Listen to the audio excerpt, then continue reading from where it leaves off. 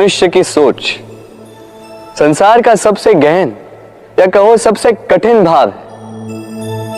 कब क्या होने के पश्चात ये मन क्या सोच बैठेगा, ये कहना असंभव है। और यही सोच कई बार हमारे मन में हीन की भावना ले आती है। हम सदा हमसे ऊपर की श्रेणी के व्यक्तियों को देखते हैं, उनके जीवन का विश्लेषण करते हैं और फिर स्वयं को हीन समझ लेते हैं। इसके पास इतना धन है, इसके पास कितना बल है, और मेरे पास कुछ भी नहीं। मैं कितना हीन व्यक्ति हूं, संसार के लिए मैं कुछ भी नहीं। होता है ना ऐसा?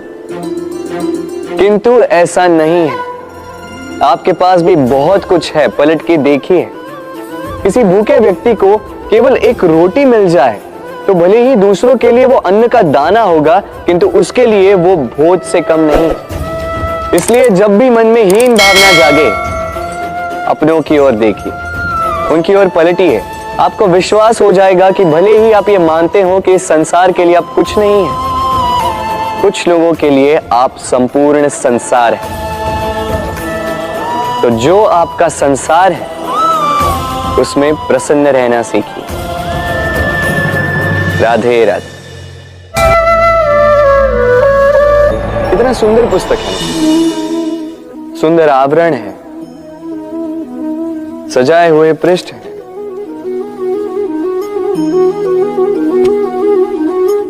किंतु क्या ये सत्य में अद्भुत पुस्तक कहलाने की पात्र है? क्या इसमें जो लिखा है वो सत्य है, प्रेरणादायी है, हमारे लिए मूल्यवान है? कैसे निश्चय लिया जाए इस बात का? अब आप सोचेंगे कि सीधी सी बात है, आवरण को देख के पुस्तक की गुणवत्ता कैसे जानी जा सकती? इसके लिए तो आपको उसे पढ़ना होगा, उसे समझना होगा, समय देना होगा,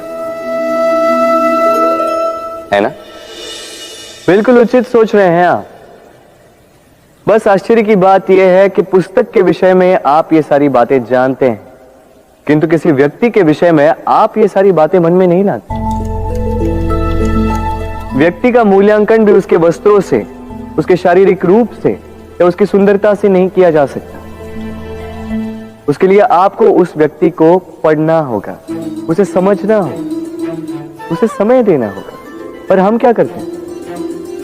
पहनावे, रंग, सुंदरता को देखकर आकर्षित हो जाते हैं, उसे प्रेम समझ बैठते हैं, और आए दिन कोई ना कोई ये कहते सुनाई देता है कि उसकी प्रेम कहानी सफल नहीं हो पाई, उसे छल मिला।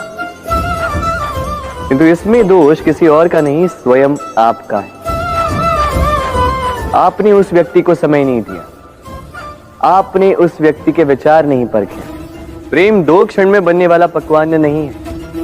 इसका स्वाद चखने के लिए आपको जीवन भर का समय देना पड़ेगा।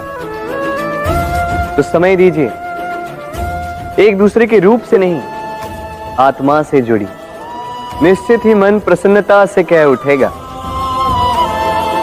राधे राधे। भूल और मनुष्य, इन दोनों का संबंध कुछ वैसा है जैसा पंख और चिड़िया का, जैसा धारा और नदिया का।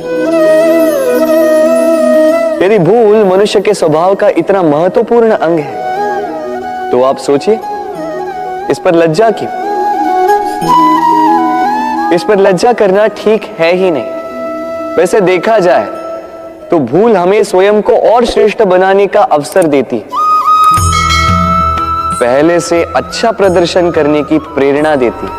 अब कदाचित आप में से कुछ इस बात से सहमत नहीं हो, क्योंकि बहुतों की दृष्टि में भूल दोष को जन्म देती है, दोष अपराध को, और अपराध के लिए क्षमा नहीं, दंड मिलना चाहिए। किंतु क्या आपने कभी सोचा है कि ऐसा क्यों होता है? क्या कारण है इसका? इसका कारण है भूल स्वीकार करने से बचना। यदि आप कोई भूल करोगे और उसे स्वीकारोगे नहीं, तो वो भूल दोष में बदल जाएगी और वो दोष अपराध। तो साहस रखिए, अपनी भूल को स्वीकार करना अपनी भूल को सुधारने की दिशा में सबसे पहला कदम होता है।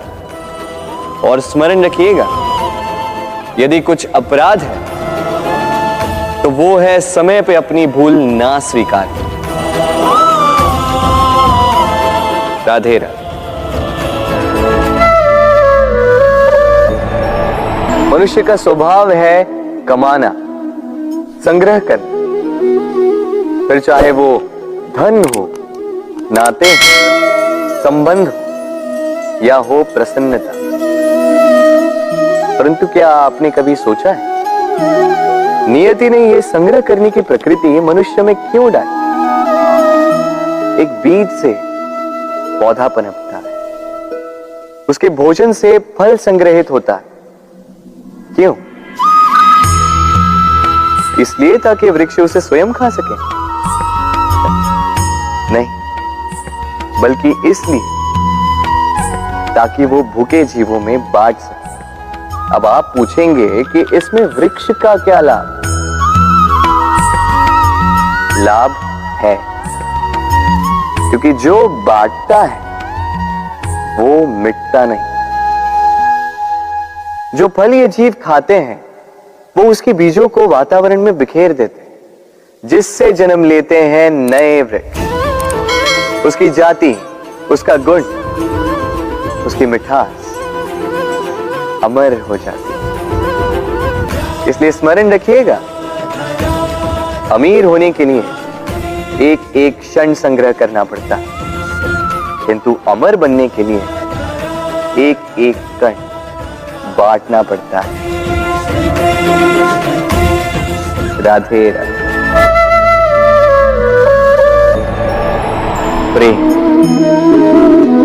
प्रेम विधाता की सबसे सुंदर कृति, परंतु हर कृति को संभालना पड़ता है। अब इसी मूर्ति को देख लीजिए। जब कलाकार ने इसे रचा तब ये बहुत सुंदर थी, परंतु इसके पश्चात इसे संभाला नहीं गया। इसके स्वामी ने इसके देखभाल का कर्तव्य ठीक से नहीं निभाया और अब यह मूर्ति असुंदर लगने लगी। इसी प्रकार केवल कह देने से प्रेम नहीं हो जाता। इसके लिए आपको अपने कर्तव्यों को पूर्ण करना होगा। तो देश की रक्षा, परिवार और संबंधियों की सुरक्षा, संतान को संस्कार, जीवन साथी का आभार, ये कर्तव्य जब तक नहीं निभाओगे प्रेम से दूर होते जाओगे। तो यदि प्रेम का अमृत पाना है तो कर्तव्य की अंजलि बनानी होगी और मन से कहना होगा, राधे राधे। मेरे आसपास ये वृक्ष, ये पौधे, ये पुष्प देख रहे हैं आप? है ना सुंदर? क्योंकि आपने इन्हें देखा है। इसी प्रकार जब प्रेम की बात आती है लोग किसी का मुख स्मरण कर लेते हैं। ऐसी आंखें, वैसी मुस्कान, तिरछी भ्रूकुटी, घने केश, पर क्या यही प्रेम का अस्तित्व है? नहीं, ये उस शरीर का अस्तित्व है जिसे हमारी आंखों ने देखा और हमने स्वीकार कर लिया। परंतु प्रेम भिन्न है। प्रेम उस वायु की भांति है जो हमें दिखाई नहीं देता, किंतु वही हमें जीवन देता है। संसार किसी स्त्री को कुरूप कह सकता है क्योंकि वो उसे अपनी तन की आंखों से देखता है, परंतु संतान उसी माता को संसार में सबसे सुंदर समझता है, क्योंकि वो भाव से जुड़े। तन की आंखों से देखोगे तो वैसे भी पहचान नहीं पाओगे जैसे राधा मुझे पहचान नहीं पाई। इसलिए यदि प्रेम को समझना है तो मन की आंखें खोलो और प्रेम से कहो, राधे राधे। हम में ऐसा कोई नहीं होगा जिसने वृक्षों को ना देखा, वृक्षों पे इन पक्षियों को ना देखा, इनके घोंसलों को ना देखा, इन पक्षियों को अपने छोटे छोटे बच्चों को भोजन कराते ना देखा। संसार का सबसे ममत्व वाला दृश्य होता है। चिड़िया दूर से अपने चोंच में दाना भरकर लाती, स्वयं भोजन करने में असक्षम संतान की चोंच में डालती, स्वयं भूखी रहकर निस्वार्थ निश्चलता से। और जब संतान के पंख निकल आते हैं वो उसे उड़ना सिखाती और उसके पश्चात उसे स्वतंत्र कर देती है अपना जीवन जीने के लिए, इस आकाश में उड़ान भरने के लिए। और हम मनुष्य क्या करते हैं? जिस संतान को हम पंछी की भांति पालते हैं, उसके पंख निकलते ही हम उसे बांध देते हैं, ये सोच के कि कहीं वो दूर उड़कर न चली जाए। ऐसा नहीं कि इस स्थिति में माता पिता को संतान से प्रेम नहीं है, अवश्य, किंतु इसमें प्रेम पर मोह भारी पड़ जाता है, जो स्वयं अपने और संतान के भविष्य के बीच में बाधा बन जाता है। हम ये भूल जाते हैं कि हम केवल जन्मदाता है, भाग्य विधाता नहीं। तो जब प्रेम में मोह आ जाए तो वो प्रेम नहीं, स्वार्थ बन जाता है। इसलिए प्रेम को पास रखिए और मोह को दूर, क्योंकि जिससे प्रेम करते हैं उसका विकास नहीं रोका करते। राधे राधे।